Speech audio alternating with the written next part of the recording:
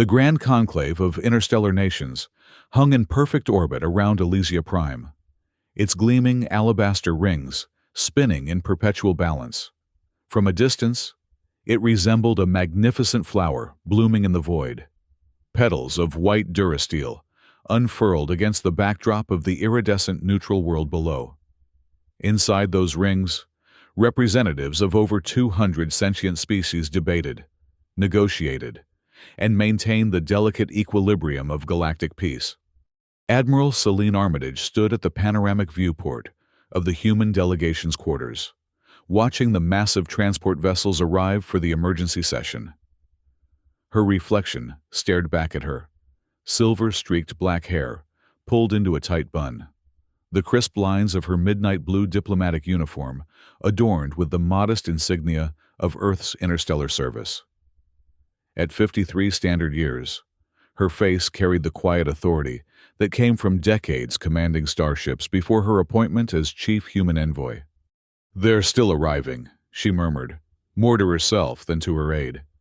Behind her, Liaison Officer Trent gathered data on his translucent tablet. 17 delegations confirmed so far. Admiral, the Xenians have requested special consideration for their presentation. Celine's jaw tightened. Ambassador Crix never misses an opportunity, does he? No, ma'am. His request specifically mentioned human provocation analysis. She turned from the viewport, crossing to the central holotable where three-dimensional representations of the attacked colonies slowly rotated. New Anchorage, Prosperity, and Talos Reach. Red indicators pulsed at strategic points, marking destruction zones, population centers, research facilities, agricultural hubs. 3 simultaneous attacks, she said, her finger tracing the orbital path of Talos Reach. Precision strikes against infrastructure. No formal declaration. No demands. She looked up at Trent. This wasn't random raiding. Intelligence agrees with your assessment, Admiral. The pattern suggests coordinated military action disguised as independent raids. Celine activated the communication panel. Connect me to Dr. Tanaka. The holofield shimmered before resolving into the image of a woman with intense eyes behind traditional round glasses. An affectation, as ocular correction was unnecessary in this era, but one that had become Dr. May Tanaka's signature. Admiral, the strategist nodded curtly, I've completed my preliminary analysis. And none of this makes sense under conventional metrics. The raiders struck hard enough to devastate, but careful enough to avoid triggering our automated defense protocols. It's as if they wanted to hurt us without justifying immediate retaliation. Celine frowned. Testing our restraint. Or our resolve, Tanaka countered. The timing coincides perfectly with the Conclave's non-aggression renewal ceremonies. Sending a message, Celine concluded. How bad are the casualties? Tanaka's expression darkened. Final counts are still coming in. Conservative estimates put it at 8,000 on New Anchorage, 12,000 on Prosperity, and nearly 20,000 on Talos Reach. 40,000 lives. Celine closed her eyes briefly. And our response options. Limited by Conclave protocols. As you know, we need consensus before deploying. I know the protocols. Dr. Tanaka, Celine interrupted. I need options, not reminders. Tanaka nodded, unfazed by the Admiral's edge. Then, I suggest we prepare both tracks. Public diplomacy through the Conclave channels, while our fleet commanders position assets at the edge of the affected systems. Not technically in violation, but ready to move. Do it, Celine said. And route all survivor testimonies to my personal feed. I want to hear their voices before I face the Conclave. As Tanaka's image faded, Trent approached with another update. Admiral, there's a personal transmission for you. Origin, Talos Reach. It was sent 3 hours before communications went dark. Celine felt her heart constrict. Privacy mode, please. Trent nodded and retreated from the chamber. When the doors sealed, Celine activated the message. The hologram that formed was distorted, full of static and interruptions. A young woman in a civilian environmental suit, face smudged with what might have been ash or blood. Behind her, alarm lights flashed and secondary explosions illuminated a collapsing structure. "Admiral Armitage," the woman's voice cracked. "This is Eliza Chan, Colonial Administration. We're under attack by unknown vessels. They've—" Static interrupted. "Atmospheric processors targeted first, then water reclamation. They're systematic, not random." More interference. "Mom, if you see this—" The woman looked over her shoulder as something crashed nearby. "We can't hold the shelters much longer. They're cutting through the—" A terrible screeching sound. "Where is the fleet? You promised us protection when we—" The transmission abruptly cut to darkness. Celine stood motionless in the silence that followed, her hands perfectly steady on the console edge, her breathing controlled. Only the slight whitening of her knuckles betrayed her emotional state. She wasn't related to the young administrator. This wasn't her daughter. But every human colonist was under her protection, her responsibility. She had personally approved the security assessments for Talos Reach when they established the settlement 5 years ago. The door chimed softly. "Admiral," Trent called. "The conclave assembly begins in 20 minutes. "Understood," she replied, her voice betraying nothing of what she'd just witnessed. "Prepare the evidence packages for distribution and contact Home Command. Tell them I want the 7th Fleet on silent running, positioned at Waypoint Sentinel." "Ma'am, that's beyond our authorized—" "It's a precaution, liaison, nothing more." She gathered her formal diplomatic sash, deep blue with the silver Earth emblem, and draped it across her shoulder. For now, the Grand Assembly Hall of the Conclave spanned nearly a kilometer in diameter, its vast domed ceiling displaying a real-time map of known space. Thousands of star systems glittered above the tiered seating, arranged in concentric circles. At the center, the speaker's platform hovered, a perfect disk of polished obsidian that could rotate to face any delegation. As Celine entered with her small entourage, she noted the unusual tension in the chamber. Normally, delegates mingled before sessions, engaging in the informal exchanges that often proved more productive than official proceedings. Today, species clustered with their own kind, conversations hushed.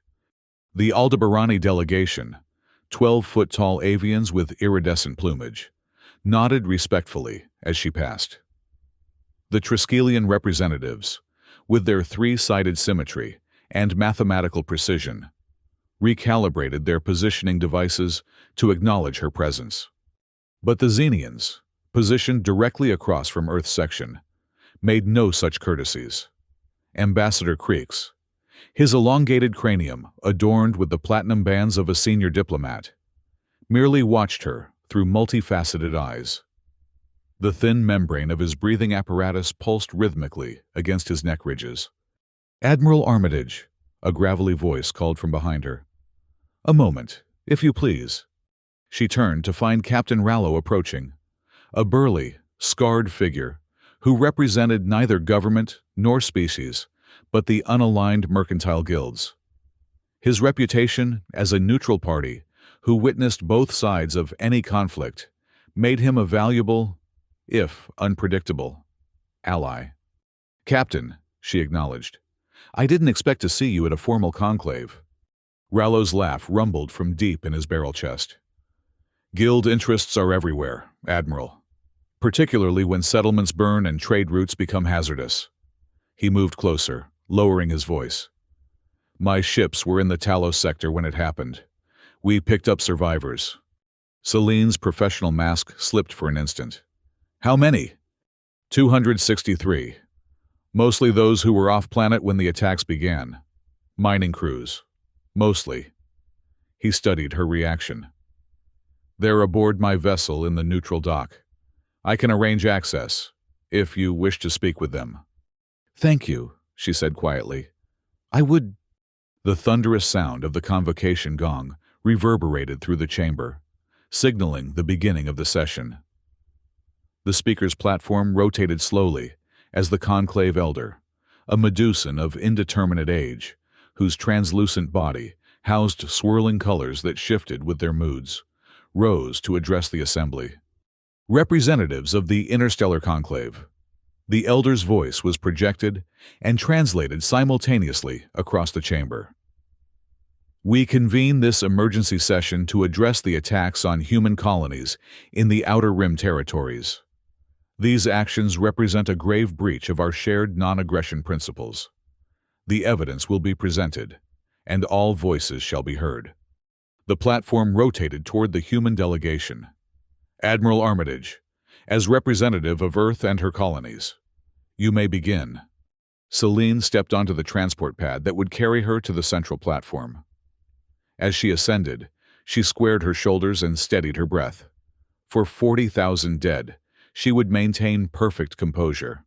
For the survivors, she would fight with every diplomatic tool at her disposal. The platform locked into place, and she stood before the assembled powers of known space. "Honored representatives," she began, her voice clear and measured. 3 Earth colonies have been attacked without provocation or warning.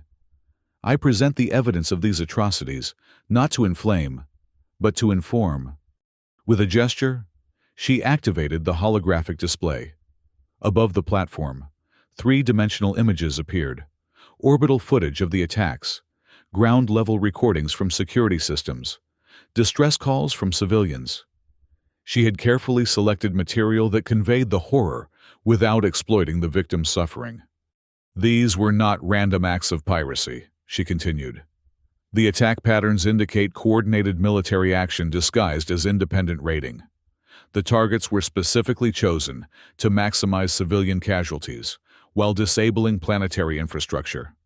She displayed tactical analysis, highlighting the precision of the strikes. No demands were made before or after these attacks. No declaration of hostilities was issued. This was not war. It was slaughter. From the Xenian section, Ambassador Crix activated his speaker. The conclave recognizes the representative from Xenia Prime. Crix's voice carried the distinctive harmonic undertones of his species. "We extend sympathy for human losses," he began, the formal phrase sounding hollow in the vast chamber. "However, we must consider the context of these unfortunate events." The holographic display shifted as Crix transmitted his own data. Human expansion in the Outer Rim has been aggressive and accelerating. In the past decade alone, 17 new colonies established, each requiring resources, each extending human influence. The display showed human territorial growth compared to other conclave members. Many species have expressed concern about this enthusiastic growth. Perhaps these attacks, while regrettable, represent a natural response to perceived human encroachment. Celine maintained her diplomatic expression, though inwardly she burned at the implication. The colonies that were attacked all existed within boundaries established by Conclave Treaty 447, which was ratified by all major powers, including Xenia Prime. They were legal settlements with registered claims. Legal, yes, Crix conceded. But wisdom and legality are not always aligned. Admiral, when a species moves too quickly, others may feel threatened.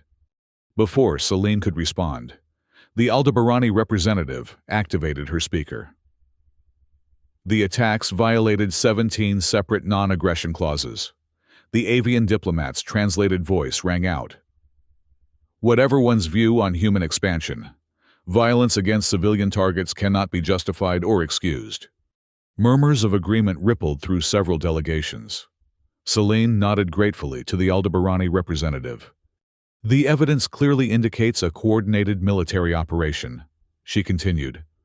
What Earth requests is simple: a conclave investigation team, protection for remaining colonies, and sanctions against any power found to be involved. The debate that followed lasted for hours, devolving into the factional disputes that plagued conclave proceedings. The elder races argued for caution and deliberation. The Emerging Powers Coalition, of which Earth was a member, pushed for immediate action. The unaligned groups proposed mercenary protection forces, at considerable cost. Throughout it all, Celine noted that the Xenians consistently steered the conversation away from concrete measures, emphasizing the need for thorough investigation and balanced consideration. When the session finally adjourned, little had been accomplished beyond the formation of an investigative committee, which would not begin its work for another 14 standard days, following procedural reviews. As the delegates filed out, Ambassador Creeks approached her directly, an unusual move that drew attention from nearby representatives. "Admiral Armitage," he said, his multifaceted eyes reflecting the chamber's lights in disorienting patterns. "A word in private?" She nodded, signaling Trent to maintain distance. "Ambassador." Creeks lowered his voice, the harmonics shifting to frequencies that suggested confidentiality. "What happened to your colonies was regrettable, but perhaps inevitable." "Explain," she said flatly. "Humanity has achieved in centuries what took other species millennia. Your rise concerns many of the elder races, not just Xenians." He gestured subtly toward the departing representatives. "The Conclave values balance above all, and you, Admiral, you are disrupting that balance." "By existing? By thriving?" she challenged. "By refusing to accept your place in the natural order." His breathing apparatus pulsed more rapidly. "The attacks were not sanctioned by the Conclave, but I would not be surprised if certain elements decided to send humans a message." Celine stepped closer, her voice deadly quiet. "Are you claiming knowledge of these attacks, Ambassador?" "Knowledge? No." His eye membranes blinked in sequence. "Understanding? Perhaps." The Conclave moved slowly. "Admiral, it always has. It prizes stability over justice, continuity over retribution. If you expect it to avenge your dead, you will be disappointed." "What exactly are you suggesting?" "Merely that humans might consider slowing their expansion, demonstrating humility. Otherwise," he let the implication hang in the air between them. "Otherwise what, Ambassador? More attacks? More innocent deaths?"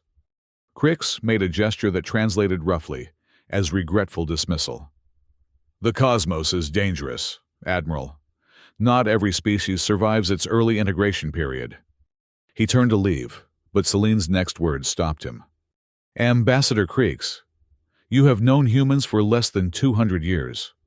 In that time, you have seen us primarily in this chamber, as diplomats, as peacekeepers." Her tone remained professional, but carried an unmistakable edge. "Do not mistake our patience for weakness, or our restraint for limitation. We value the Conclave and its principles, but we value our people more." Crix studied her for a long moment. "Is that a threat, Admiral?" "Not at all," she replied evenly. "Merely context for your understanding." Back in the human delegation's quarters, Celine finally allowed her diplomatic mask to drop. She paced the command center, reviewing reports from the colonies and updates from Earth. "They're stalling," she said to Dr. Tanaka, who had joined them via secure holographic link. 14 days before the investigation even begins. Meanwhile, our colonies remain vulnerable. Tanaka nodded grimly. "Home Command shares your assessment. They've authorized heightened alert status for all frontier forces, but are reluctant to deploy the fleet without Conclave approval." "Politics," Celine muttered. "Reality," Tanaka corrected. "We're still newcomers in galactic terms. We can't afford to be seen as aggressors." Trent approached with a priority communication. "Admiral, we've received word that the emergency relief convoy to Prosperity has been attacked in transit. Preliminary reports indicate complete loss of the medical frigate and 2 supply vessels." Celine froze. "In neutral space?" "Yes, ma'am. The convoy was following the registered humanitarian corridor." She closed her eyes briefly, calculating. Casualties?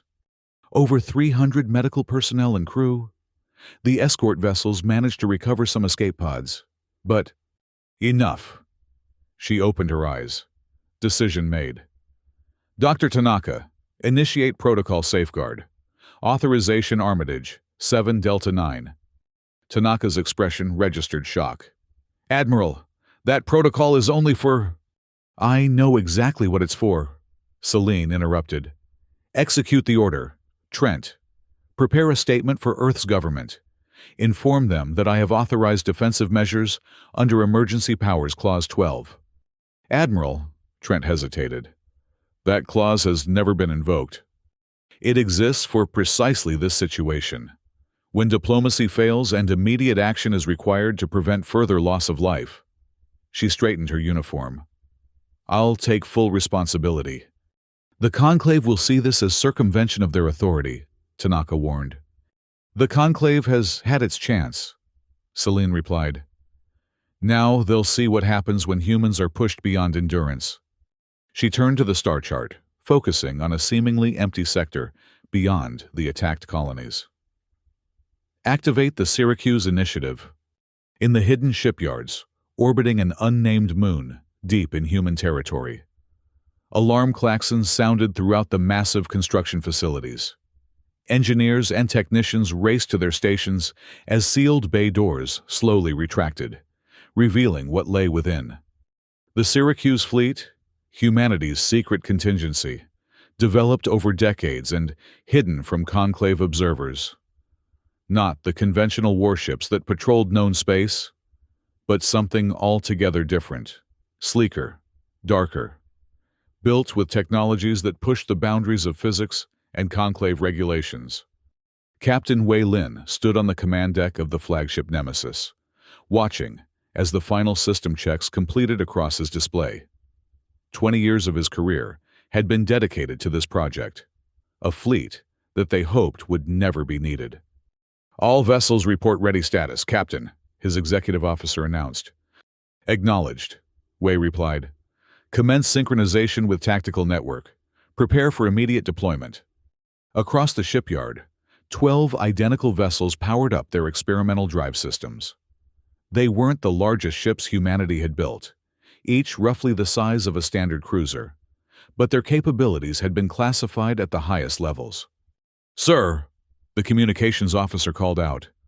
Priority transmission from Admiral Armitage. Wei nodded, and Celine's image appeared on the main display. Captain Wei, she said without preamble. The Syracuse Initiative is activated under Contingency Omega. Your target coordinates are being transmitted now. We studied the incoming data. These are staging positions near the Cygnus Void. Intelligence confirms hostile presence? Confirmed, Celine replied. A coalition of raider groups has established a forward base in the abandoned mining outpost. Our latest intelligence indicates they're preparing for another strike against human territories. Rules of engagement? Celine's expression hardened. Neutralize their offensive capability. Precision strikes only. We want to end this threat, not start a war. Understood, Admiral. Wei hesitated. The Conclave is not your concern, Captain. This operation is classified under Earth Defense Mandate. You answer only to me until the mission is complete. Wei nodded. Nemesis and Strike Group will deploy in 30 minutes. Syracuse protocols active. As the transmission ended, Wei turned to his crew. You all know what this means. For 2 decades, we've trained for a day we hoped would never come. That day is here. He surveyed the determined faces around him. Humanity has always preferred peace. But today, we remind the galaxy why that preference was a choice, not a necessity. Throughout the hidden fleet, advanced weapon systems came online. Engines powered up with a distinctive low hum that set Syracuse vessels apart from conventional ships. Precision target packages were distributed to tactical officers across all 12 vessels. All ships report ready, Captain, the XO announced. Wei settled into his command chair. Deploy! In perfect synchronization, the Syracuse fleet vanished from the shipyard. their experimental drive systems leaving only a brief distortion in space-time. And then nothing. The conclave session the following day had been scheduled to discuss preliminary protection measures for the remaining human colonies. Celine arrived precisely on time, her diplomatic uniform immaculate, her expression revealing nothing of what she had set in motion.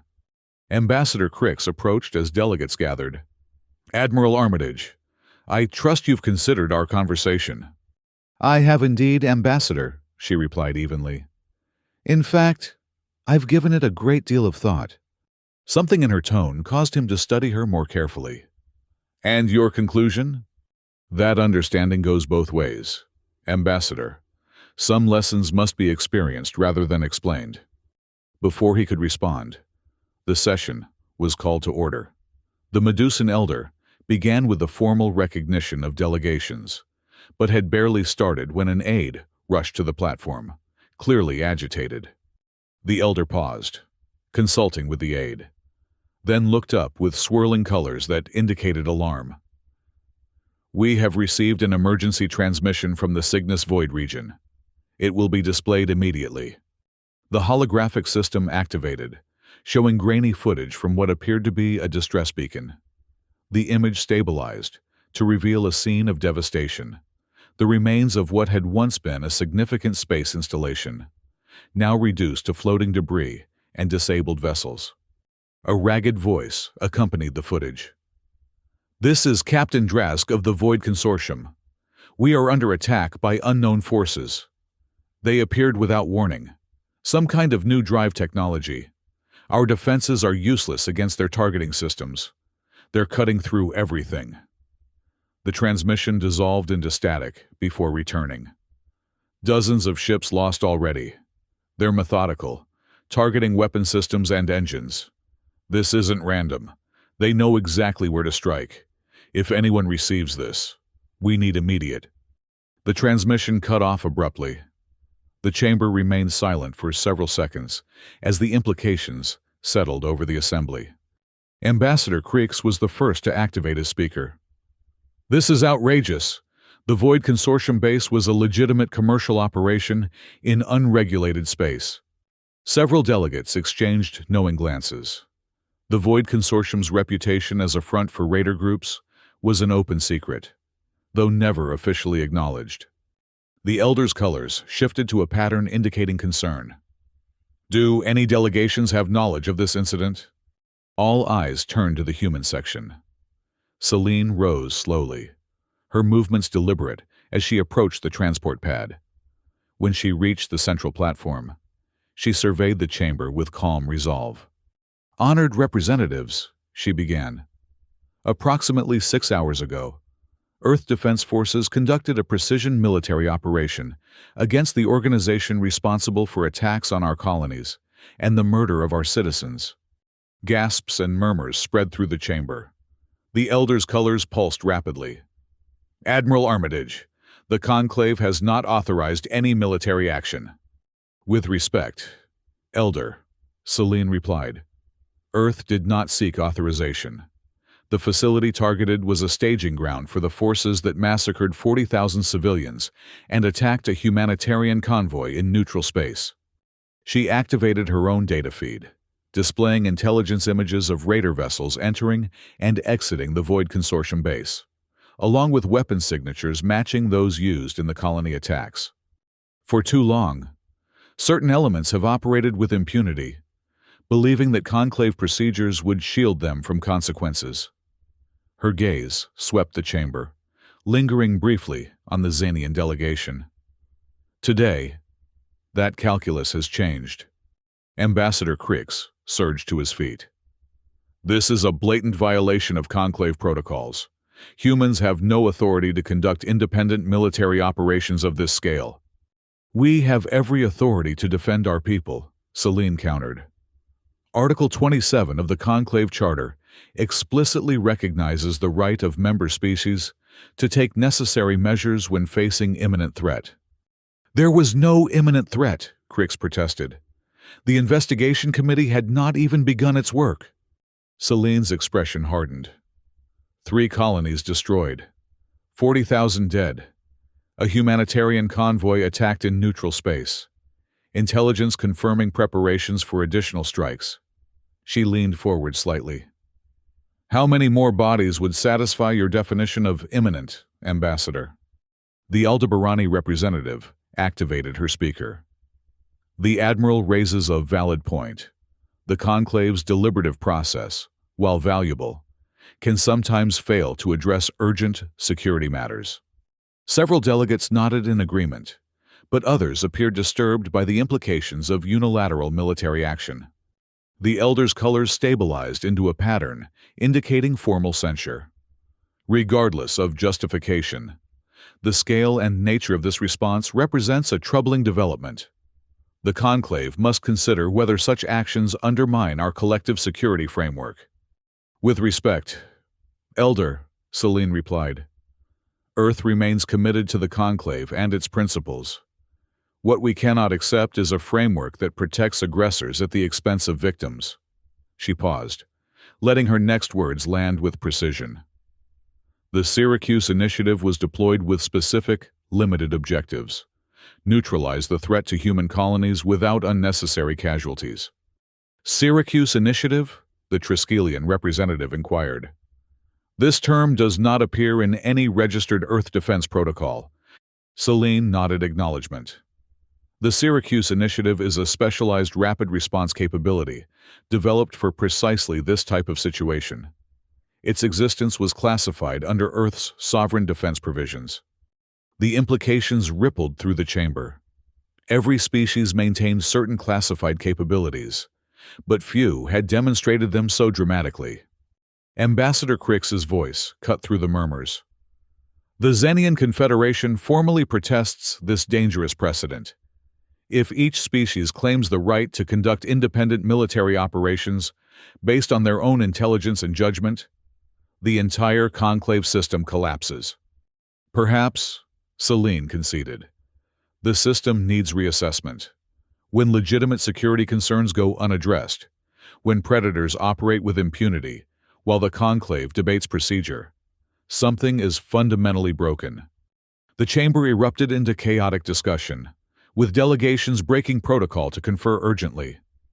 The Elder repeatedly called for order, the translation system struggling to keep pace with multiple simultaneous arguments.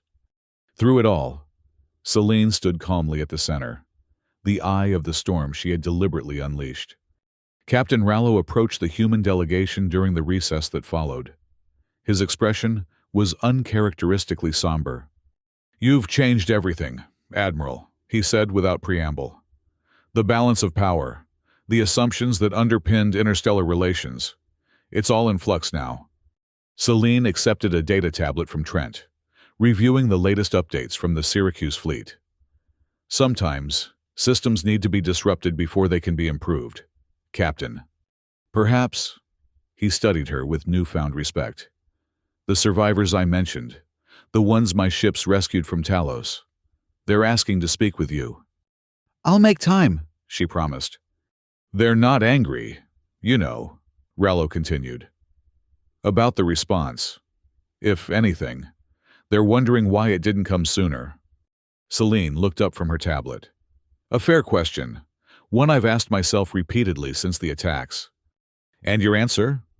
That humanity has tried very hard to be a good Conclave member, to follow the rules, respect the procedures. Her gaze drifted to where Ambassador Crix was engaged in intense discussion with representatives from other elder races. Perhaps too hard. Rallo nodded thoughtfully. There's talk already. In the corridors, in the mercantile sections, species reassessing their positions, reconsidering alliances. Good, Celine said simply. Reassessment is long overdue. The second half of the emergency session began with the Elder announcing a procedural change.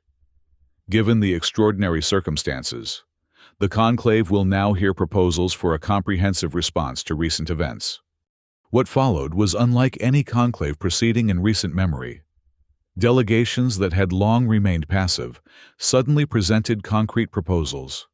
Species that typically aligned with the elder races offered independent positions. The carefully maintained factions that had defined conclave politics for generations showed signs of realignment. Through it all, the human delegation observed more than participated, allowing others to react to the new reality they had created. By session's end, a framework emerged, not formal policy yet, but the outline of what would later be called the Human Accord. It proposed stronger collective defense mechanisms, more rapid response protocols, and clear consequences for violations of non-aggression principles. As delegates filed out, Ambassador Creeks made one final approach to Celine. "You've achieved your objective, Admiral. The Conclave's attention, its fear. But remember this, fear breeds resentment, and resentment has a long memory." "As do humans, Ambassador," she replied, "especially for those who thought our patience was weakness." "The Syracuse technology," he said abruptly. "It violated at least 7 conclave restrictions on drive systems and targeting capabilities." "Did it?" she responded mildly. "Interesting theory." "This isn't over, Admiral." His breathing apparatus pulsed rapidly. "The Zenian Confederation has long memories as well." "I'm counting on it," Celine said. "I want every species to remember precisely what happened when humans were finally pushed beyond endurance. It will make future discussions so much more productive." After the conclave sessions concluded, Celine made her way to the neutral docking ring, where Captain Rallo's vessel was berthed. The survivors from Talos Reach had been housed in temporary quarters, receiving medical care and trauma support from both human and allied species volunteers. She had removed her formal diplomatic regalia, wearing only the standard blue uniform of the Earth Interstellar Service. This wasn't a state visit or official function, just a human connecting with her people. The first survivor to approach her was an elderly man, his weathered face bearing the distinctive skin pigmentation adaptations of long-term Talos residents. "Admiral Armitage," he said, his voice steady despite the emotion evident in his eyes. "I'm Jacob Tennant, Colony Agricultural Supervisor." He extended a hand, which she clasped firmly. "We heard about what happened at the Raider base, the Syracuse ships." She nodded, uncertain what response he expected. "Thank you," he said simply, "for not waiting for the Conclave to decide if we were worth saving." Others gathered around. Miners, technicians, teachers from the colony's education center, each with a story of escape, each carrying the weight of those left behind. A young technician with burn scars across her arms spoke up. "Is it true what they're saying? That the Raiders were backed by some of the elder races?" "Intelligence is still analyzing the evidence," Celine replied carefully. "But yes, there are indications of external support beyond typical Raider resources." "And will there be justice for that?" another survivor asked. "Or just for the direct attackers?" Celine considered her answer. "Justice takes many forms, some immediate, some long-term. What I can promise is that Earth won't forget or abandon this pursuit, regardless of how long it takes." They nodded, understanding the diplomatic constraints she operated under. What remained unspoken, but mutually understood, was that humanity's demonstration of force had already delivered one form of justice: the knowledge that such attacks would no longer go unanswered. As the gathering continued, Celine found herself speaking with a young woman who had been working in Talos Reach's communication center during the attack. "I knew Eliza Chan," the woman said quietly. "She stayed behind to make sure the distress calls got out, to make sure someone knew what was happening to us." Celine felt a sharp pang, remembering the transmission she'd received. She was very brave. She believed in what we were building out there, that humans deserved our place among the stars, same as any other species. The woman looked directly at Celine. Did her message get through? Did anyone hear us? "Yes," Celine said, her voice steady despite the emotion threatening to break through. "I heard her. Earth heard her, and we responded. That night, alone in her quarters, Celine finally allowed herself to process the weight of what she had set in motion. The Syracuse Initiative had been developed as a last resort option, a capability they had hoped would serve as deterrence rather than actual deployment. Now that line had been crossed, with consequences that would ripple across interstellar relations for generations. She had made humanity safer, but also more feared, perhaps more isolated in some ways. Her personal communicator chimed with an incoming transmission from Earth. Supreme Commander Valdez's face appeared, his expression grave. "Admiral Armitage," he began formally, "I've reviewed your report on the Syracuse deployment. The results were impressive." "Thank you, sir." "The Security Council is divided on how to proceed. Some members believe we should leverage this moment to press for broader reforms of the conclave system. Others are concerned about potential diplomatic backlash." Celine nodded. "Both perspectives have merit, Commander. The conclave is already realigning in response. Some delegations that previously ignored us are suddenly eager for dialogue. And the Syracuse technology? There will be demands for inspection, for explanation." "Let them demand," she replied. What they saw was a carefully measured demonstration. The full capabilities remain classified. Valdez studied her through the connection. "You've changed things, Celine, irrevocably." "Someone had to," she said simply. "The old equilibrium was unsustainable. It privileged established powers and procedures over justice and security." "There will be consequences, for humanity, for you personally." She smiled faintly. "I'm prepared for that, sir. My career was never the priority." "Your career may be the least of it," he warned. "The Xenians are already filing formal protests, demanding your removal as chief envoy." "Let them," she repeated. "Every demand they make, every protest they file, only reinforces the new reality. Humans must be taken seriously." After the transmission ended, Celine moved to the viewport, gazing out at the gleaming rings of the conclave station. Somewhere within those structures, diplomats and representatives were recalibrating their assessments of humanity, updating threat matrices, revising negotiation strategies, reconsidering alliance possibilities. "Good," she thought. "Let them adjust. Let them wonder what other capabilities we've kept hidden. Let them question whether they ever truly understood us at all." The price had been high, her own career likely forfeit, humanity's peaceful reputation compromised, decades of careful integration disrupted. But the alternative had been unacceptable.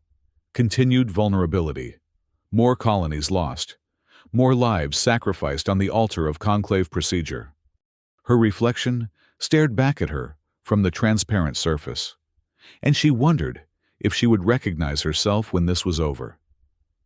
The idealistic officer who had championed conclave principles throughout her career had authorized a military action that violated several of those same principles. The diplomat who had preached patience and process had circumvented both when they proved inadequate.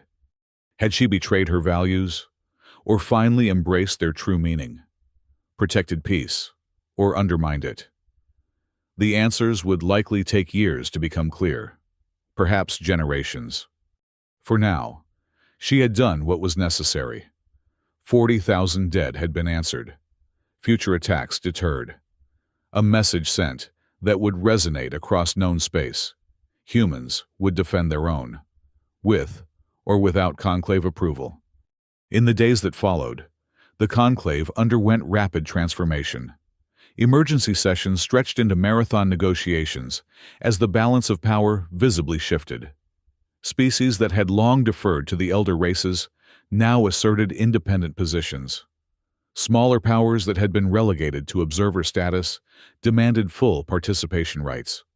At the center of this diplomatic whirlwind, Celine found an unexpected ally in Dr. Tanaka, who arrived from Earth to assist with the technical aspects of the emerging security frameworks. They're calling it the Armitage Doctrine, Tanaka informed her, as they prepared for yet another negotiation session. The principle that conclave membership doesn't require abandoning sovereign defense responsibilities. Celine winced slightly. I'd prefer it not carry my name. Too late for that, Tanaka replied with a hint of amusement. You've become symbolic, whether you intended to or not. As they entered the chamber, Celine noted the subtle changes in how delegates responded to her presence.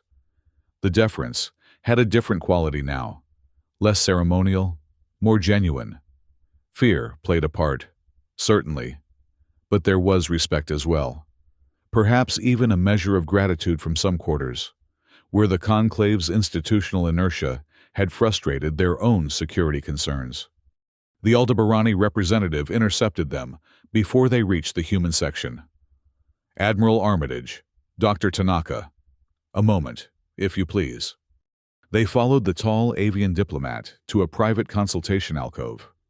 The motion for collective defense reform has gained surprising momentum, the Aldebarani said, without preamble. 28 delegations now support the core framework, including 3 of the elder races. That's significant progress, Celine acknowledged. Progress that would not have occurred without your demonstration. The Aldebarani's crest feathers rippled in what translated as wry acknowledgement. Many of us have argued for similar reforms for decades, always to be told that change must come gradually, that tradition must be respected. And now? Tanaka asked. Now. Suddenly. Gradual change seems possible within weeks, rather than centuries. The diplomat's translated voice carried a note of irony. Fear is a powerful motivator. It seems. Not just fear, Celine countered. Clarity. The Syracuse operation demonstrated that the existing framework had fundamental gaps. Addressing those gaps benefits everyone, not just humans. A diplomatic interpretation, the Aldebarani conceded. One I am happy to support publicly, but privately. The avian diplomat leaned closer. Privately, you have reminded many species that power respects power, that principles without enforcement are merely suggestions. As the Aldebarani departed, Tanaka gave Celine a sidelong glance. She's not wrong. No, Celine agreed quietly. She's not. The formal proposal for what would become the Human Accord was presented 3 days later. Its provisions went far beyond the initial security frameworks, encompassing reforms to conclave voting procedures, investigation protocols, and response mechanisms. Most significantly, it explicitly recognized the right of member species to take proportional defensive actions when conclave processes failed to address imminent threats, essentially codifying what humans had already demonstrated through the Syracuse operation. Ambassador Crix led the opposition, marshalling arguments about tradition, stability, and the dangers of hasty reform. But his position weakened with each passing day as more delegations shifted toward the emerging consensus. The final vote was not unanimous, but it was decisive. 157 delegations in favor, 43 opposed, 12 abstaining. The Human Accord would take effect immediately, with implementation committees to be formed within the week. As the chamber erupted in a mixture of celebration and concerned murmurs, Celine remained seated, her expression reflective rather than triumphant. Trent leaned toward her. This is a historic achievement. Admiral, everything you fought for. Almost everything, she corrected softly. What the Accord couldn't restore were the lives lost at New Anchorage, Prosperity, and Talos Reach. It couldn't erase the knowledge that those deaths might have been prevented if these reforms had come sooner. It couldn't heal the trauma of survivors or rebuild the shattered communities. But it was a beginning, a foundation for a more responsive, more equitable interstellar order. One where the weak were not left vulnerable, while the powerful debated procedure. The elder approached her after the session concluded, its translucent body displaying colors she had never seen it manifest before. Admiral Armitage. The ancient being's translated voice was contemplative. You have achieved something remarkable and troubling. I understand your concerns. Elder, she replied. Change of this magnitude carries risks. Indeed. The elder's colors shifted to patterns indicating deep reflection. For millennia, the conclave has valued stability above all. Predictability, careful balance. Sometimes balance must be disrupted before it can be improved, Celine offered.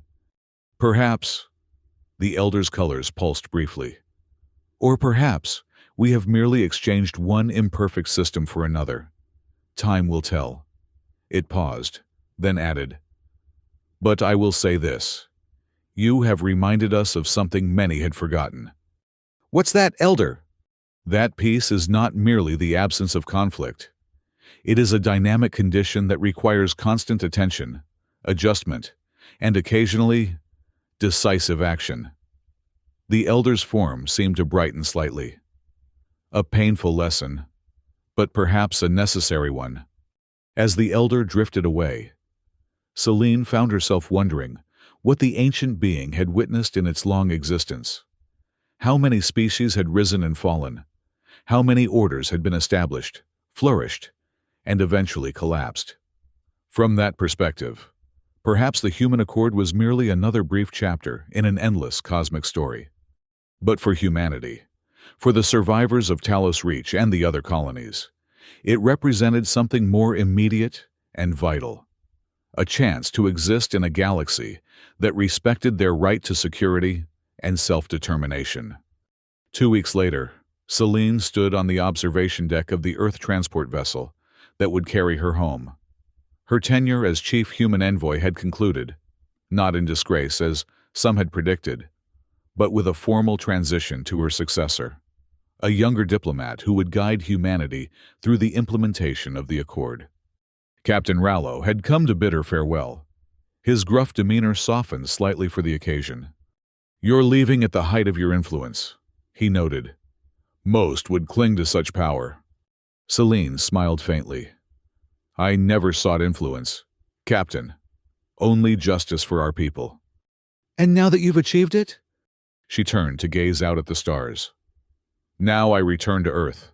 There's much work to be done, rebuilding the colonies, implementing the Accord provisions, preparing for whatever comes next. You think there will be retaliation for Syracuse? Not immediately, she assessed. The demonstration was too effective for direct challenge. But in time, yes. The galaxy adjusts to new realities. We must remain vigilant. Rallo nodded thoughtfully. The Guild has heard rumors. Certain elder races forming new alliances, sharing technologies they've hoarded for millennia. Expected, Celine replied. Power seeks balance. Our emergence as a more assertive force will prompt countermeasures. And the Syracuse technology. Will Earth deploy it more widely now? She gave him a measured look. Some questions are better left unasked, Captain. He laughed. Fair enough, Admiral, fair enough. He extended a hand in the human tradition they had taught him years ago. Safe journey home. As his heavy footsteps receded down the corridor, Celine remained at the viewport, watching as the conclave station slowly rotated against the backdrop of Elysia Prime. From this distance, it still resembled a perfect flower blooming in the void. Beautiful, intricate, seemingly unchangeable. But she knew better now. Nothing was unchangeable. Not conclave traditions. Not power structures that had endured for millennia. Not even humanity's place in the cosmic order. Dr. Tanaka joined her, datapad in hand as always. The final casualty reports from the colonies, she said quietly, offering the device. Celine accepted it, scanning the numbers with a heavy heart. The final toll had exceeded initial estimates, 47,322 confirmed dead, with another 8,000 still missing and presumed lost. They have names now, Tanaka added. All of them. The memorial databases are complete. Celine nodded, unable to speak for a moment. Each number represented a life, a future extinguished.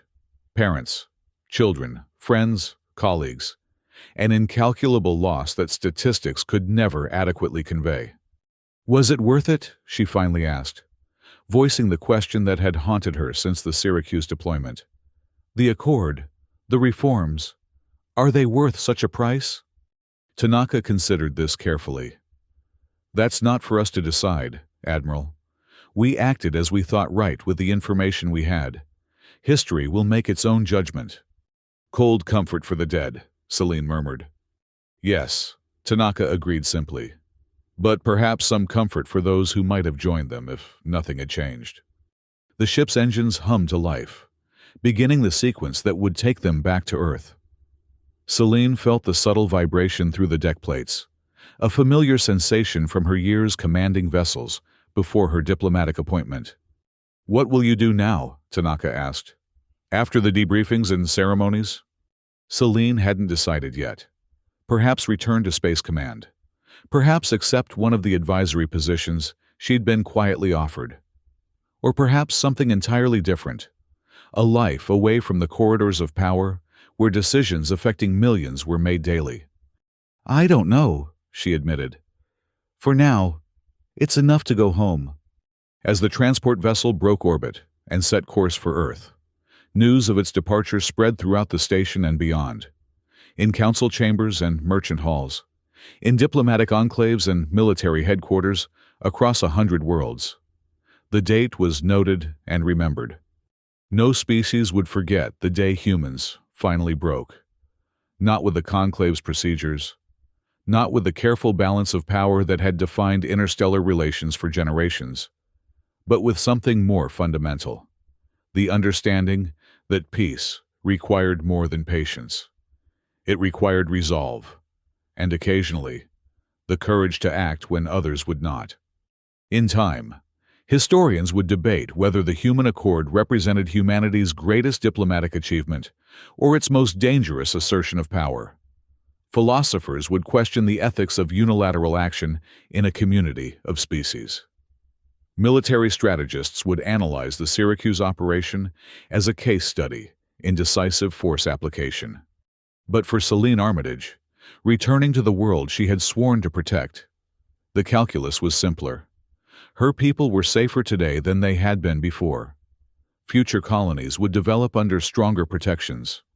The voice of humanity would carry greater weight in conclave deliberations. The price had been grievous. The burden of those decisions would remain with her always. But as Earth grew larger in the viewport, its blue-white surface a welcome sight, after months in the sterile environment of the conclave station, she allowed herself a moment of peace. Not the naive peace of her earlier career, the belief that good intentions and diplomatic skill could resolve any conflict, but a more tempered peace, born from the knowledge that she had done what was necessary, when it was necessary, regardless of the personal cost. The transport began its final approach to Earth's orbital docking complex. Below, the continent of North America rotated into view, its coastlines etched with the lights of cities that had stood for centuries. Cities that had survived their own turbulent emergence into a wider world. Cities that had endured conflict, adaptation, and renewal. Cities that now reached confidently toward the stars, their future secured, at least for now, by actions that some would call heroic and others would call terrible. Perhaps both assessments were correct. Perhaps that was the nature of consequential choices in an imperfect universe. As the docking procedures commenced, Celine turned away from the viewport.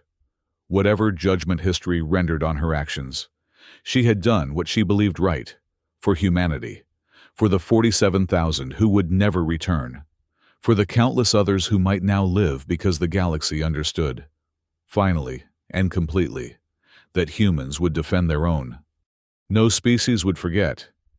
And perhaps, in that remembrance, a more durable peace might eventually emerge, one built not on illusions or procedures, but on mutual respect and clear understanding. It was, she decided, enough to hope for.